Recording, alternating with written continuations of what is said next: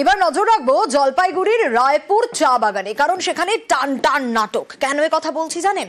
প্রথমে স্ত্রীকে খুন, এরপর গ্রেফতারি এড়াতে দুই সন্তানের গলায় ধারালো অস্ত্র ঠেকিয়ে হুমকি বাবার। কমান্ডো স্টাইলে পুলিশ অপারেশন চালায়। দরজা ভেঙে অজয় মুন্ডার উপর ঝাঁপিয়ে পড়ে নুরদিধারীরা, কেড়ে নেয় দা, উদ্ধার করে দুই সন্তানকে।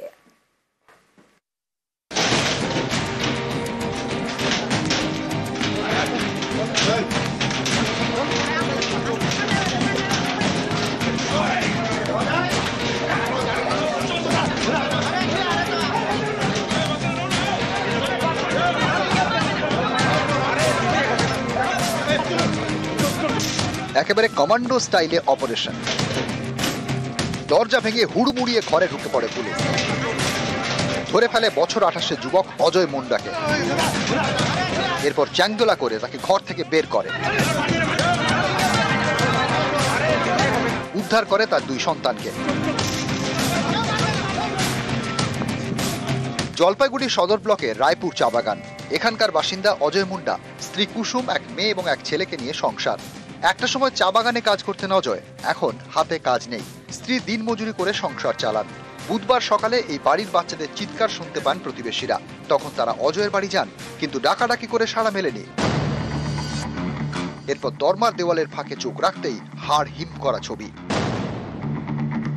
প্রতিবেশীরা দেখেন অজয়ের স্ত্রী কুসুম মেঝেয় পড়ে, গলা থেকে রক্ত ঝরছে, আর অজয় তার ছেলে এবং মেয়ের গলায় ধারালো দা ধরে রেখেছে।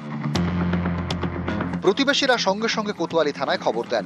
সকাল 9টা নাগাদ ঘটনাস্থলে যায় পুলিশ। তারা দরজা খোলার চেষ্টা করেন।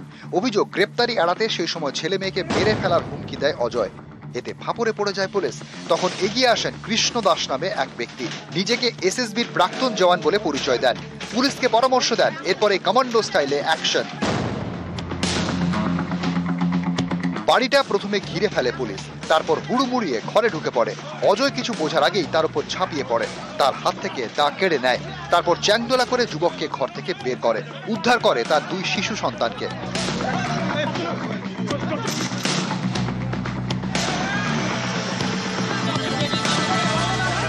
ওর দুর্বল জায়গাটা কোথায় এবং কত শর্ট সময়ের মধ্যে ঢোকা যায়। আমি দেখলাম যখন লকটা যেটা করছে সেটাকে আমি দেখে নিলাম ভালো করে। ওটা আমার 1 মিনিটও লাগেনি সরাতে, এবং দ্রুত সময়ের মধ্যে ওকে গিয়ে ধরা। বাচ্চাটা যেভাবে অস্ত্র নিয়ে ও আছে, ও যে কোনো মুহূর্তে ও একটা দুর্ঘটনা ঘটতে পারে, রিস্ক নিতে হবে। তাই রিস্ক নিয়ে আমি কাজটা করলাম। ভাগনাটা বৌমাটাকে মেরে দিল।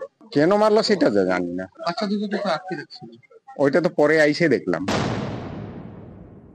প্রিলিমিনারি স্টেজে আছে ইনভেস্টিগেশনের, যে দোষী আছে তাকে ব্যবস্থা নিয়ে পড়েছিল এখানটায় ঘরের রুমের ভিতরে। হ্যাঁ, গলা কাটা, মার্ডার করে দিয়েছিল। মার্ডার করে দুটো বাচ্চাকে বন্দি করে রেখেছিল নিজের রুমের ভিতরে।